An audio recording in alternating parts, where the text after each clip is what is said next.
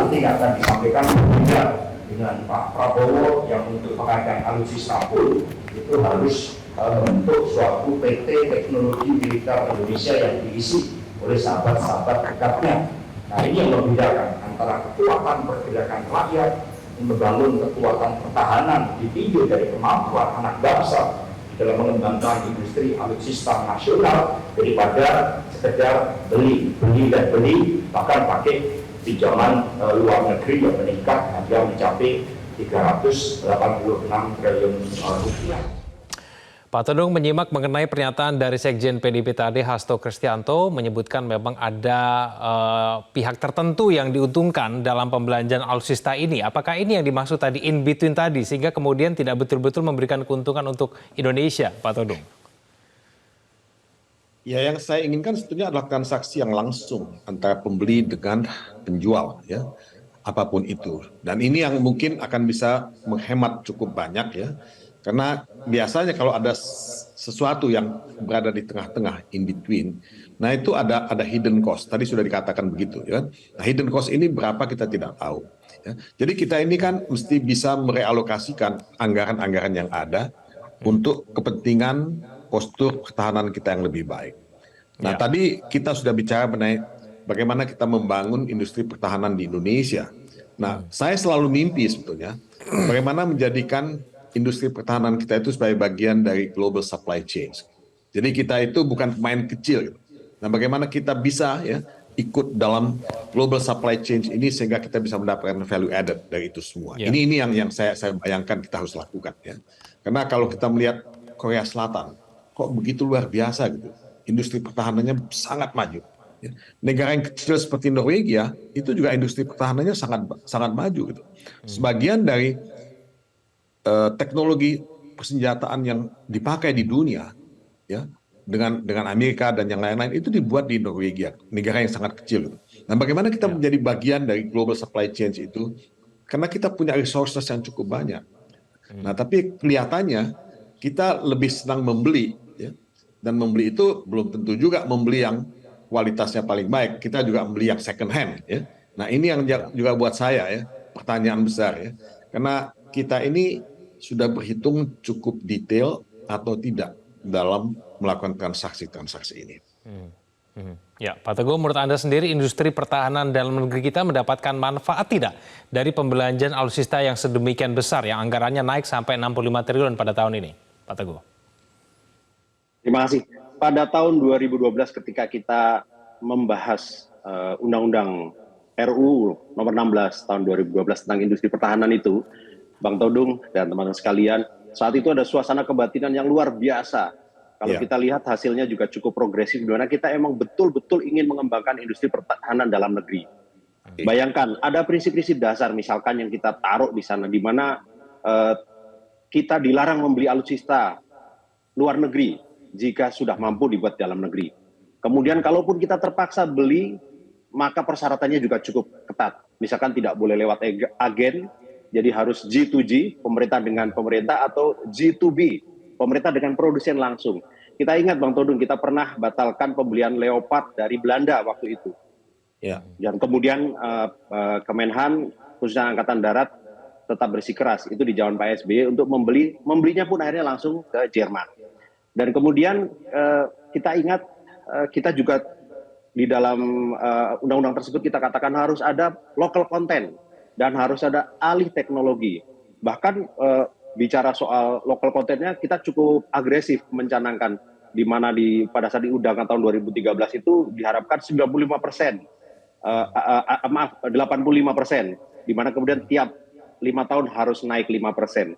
Nah, ini sebenarnya adalah pijakan-pijakan. Tapi yang terjadi seiring perjalanan ini kita melihat bahwa selain persoalan audit pengadaan alutsista yang kemudian kita pertanyakan, kenapa ada satu komite yang sangat penting yang juga sebenarnya menjadi penjaga pelaksanaan undang-undang ini, yaitu Komite Industri Pertahanan atau KIPP, yang kita lihat di era Pak Menhan ini sama sekali tidak dilibatkan, malah bahkan mungkin dimatikan gitu. Nah, hal-hal ini kan yang kemudian menjadi kritik. kalau di satu sisi dikatakan bahwa kita memang punya kebutuhan besar untuk memenuhi kebutuhan sesuai dengan tantangan geopolitik maupun tantangan global yang sedang berkembang, kenapa kemudian di satu sisi kita melihat malah ada alokasi anggaran untuk food estate yang dalam konteks ini tentu saja menjadi sangat jumping atau melompat sesuai dengan tupoksi Kementerian Pertahanan begitu.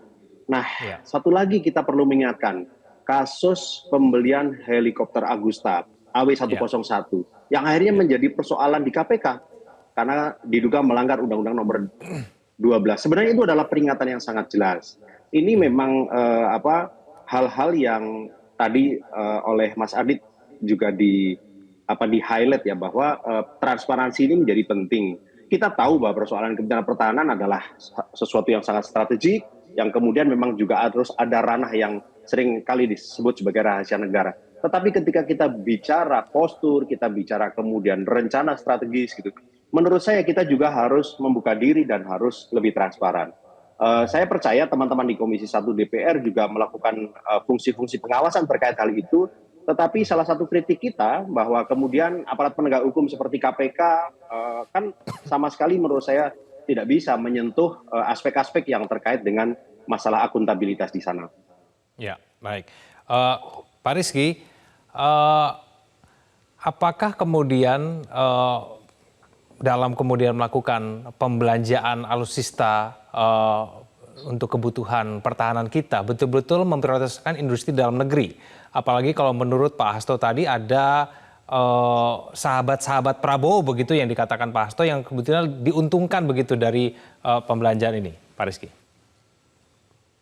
Iya, soal terakhir yang tadi Mas sebut, biar Pak Hasto itu yang menjawab. Tapi yang saya lihat kebijakan pemerintah atau kebijakan negara untuk meningkatkan jumlah alokasi anggaran untuk meningkatkan alutsista yang kita sedang bahas ini, itu adalah kebijakan secara kolektif yang diambil oleh Presiden dan ada unsur-unsur lain seperti Kementerian Keuangan dan lain sebagainya. Ini kebijakan secara kolektif. Jadi di situ saya yakin pertimbangan-pertimbangan sudah dilalui dan sudah didiskusikan di sana.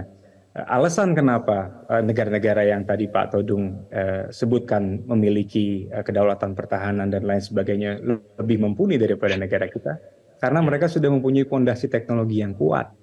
Nah, di situ kita yang ingin bangun hilirisasi teknologi untuk menjawab kepentingan negara kita ke depan, baik itu terkait dengan cyber defense, baik itu terkait dengan alutsista dan lain sebagainya, dan juga peningkatan postur ataupun kemampuan kapasitas dari industri pertahanan dalam negeri kita yang sudah dibuat atau dicanangkan dalam bentuk Defense ID.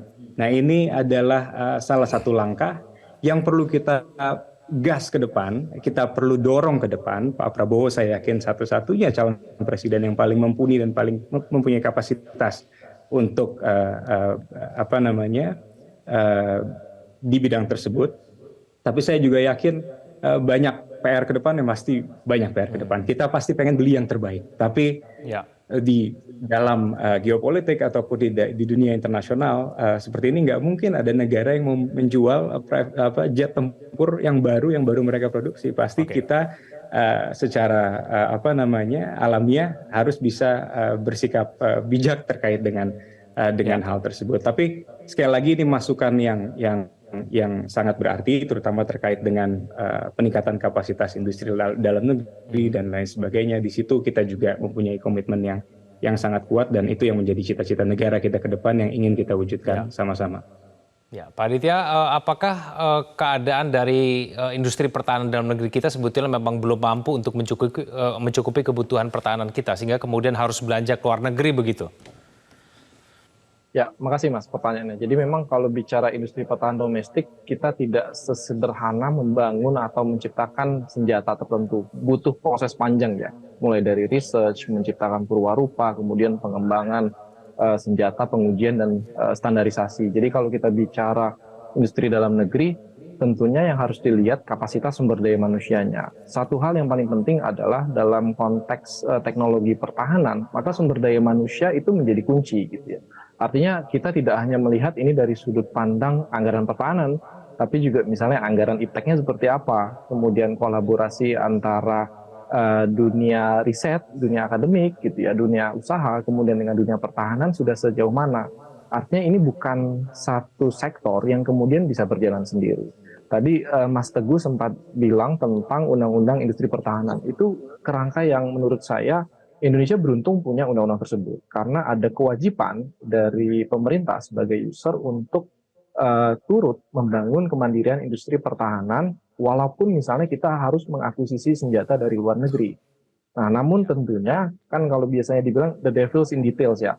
Seperti apa sih transfer of teknologinya gitu ya? Apakah teknologi yang ditransfer itu teknologi untuk pertahanan atau misalnya teknologi yang low impact gitu ya? Ada yang high, ada yang low gitu. Kalau lagi-lagi kita membeli senjata hanya mendapatkan teknologi yang low level gitu ya, tentunya ini menjadi sia-sia gitu ya. Kita berharap mendapatkan teknologi tinggi. Nah, namun didukung juga dengan sumber daya manusia yang mumpuni gitu ya. Lalu tadi saya ingin mengomentari sebenarnya perdebatan terkait dengan adanya potensi korupsi. Jadi kalau kita perhatikan Indonesia memang punya resiko tinggi ya terkait dengan korupsi di sektor pertahanan. Data yang dirilis oleh Transparansi Internasional, seingat saya beberapa tahun lalu menunjukkan bahwa Indonesia bersama negara seperti Malaysia, Ukraina, dan Zimbabwe termasuk dalam negara-negara dengan resiko terjadinya korupsi yang sangat tinggi, cukup tinggi di sektor pertahanan. Jadi ini juga perlu menjadi perhatian gitu ya, terutama jika pembeliannya menggunakan hutang yang sangat luar biasa. Baik. Tapi kemungkinan untuk korupsi itu terjadi pada saat alutsista dengan anggaran yang begitu besar itu menurut Anda seberapa besar, Pak Aditya? Saya kira tadi Mas Teguh sudah berbicara tentang terkait pengadaan korupsi AW ya, 101 itu menjadi satu peringatan besar gitu, bahwa ada celah potensi korupsi yang kemudian bisa terjadi di sektor pertahanan. Kita tahu ini anggaran besar, kemudian menggunakan banyak sekali pihak yang terlibat gitu ya. Dan yang terlibat pun tidak hanya negara, tapi kemudian pihak swasta dari luar dan kemudian pihak swasta dari dalam. Artinya semakin banyak pihak yang terlibat, maka potensi korupsi itu akan bisa semakin tinggi, Mas. Oke. Baik, semoga kemudian korupsi itu tidak terjadi dalam penggunaan anggaran pertahanan yang meningkat pada tahun ini sebesar 65 triliun rupiah. Kita akan tunggu nanti bagaimana efektivitas dan efisiensi dari penggunaan anggaran tersebut. Terima kasih Pak Teguh, Pak Todung, Pak Rizky, dan Pak Aditya telah bergabung sama kami di Prime Time News. Selamat malam. Jelajahi cara baru mendapatkan informasi. Download Metro TV Extend sekarang.